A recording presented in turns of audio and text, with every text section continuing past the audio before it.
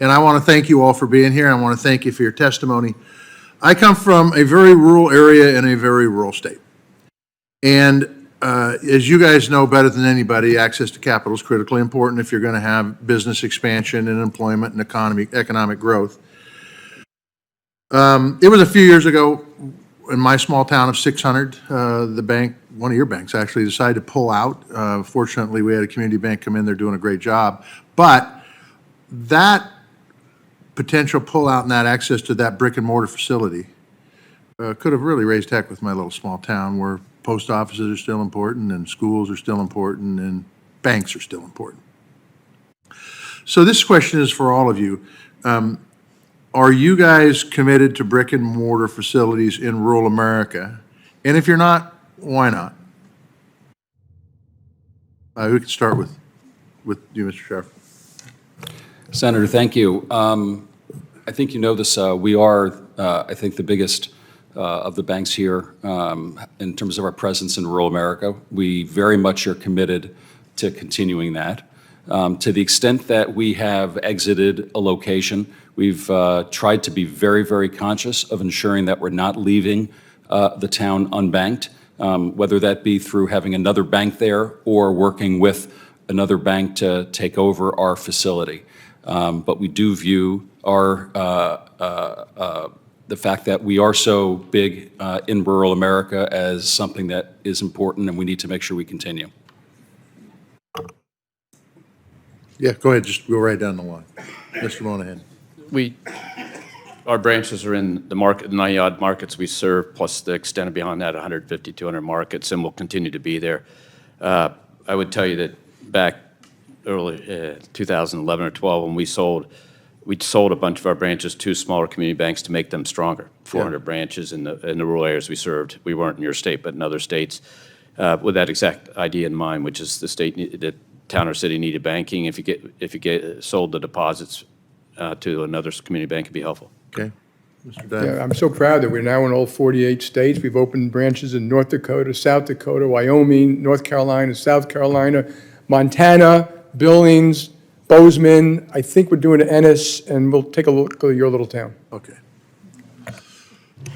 Thank you for the question, Senator. We're a bank that has a smaller retail footprint in the States. We have a larger focus on corporate clients and on the retail clients. I would certainly commit that we will be doing our best to support the Montana enterprises. We've long been committed to rural markets. I believe our bank, as a percent of branches, has the most in rural markets. But in addition to rural markets, also important, they're also digital deserts. So we're also committed to focusing on areas such as broadband to make sure that we can serve those markets, not only physically, but equally digitally. Yep. Sure. Senator, as you know, we are a large player in rural markets, North, South Dakota, as well as Montana, most cities in Montana. We also have large operation centers in some of those rural markets to provide jobs. Okay. Demchak. We've grown our presence in rural markets over the last several years, and we've augmented that with a fleet of mobile branches that can cover multiple small towns in the same day. Okay. I've got limited time, and this is a more complex question, but you guys all know the threats of cyber out there.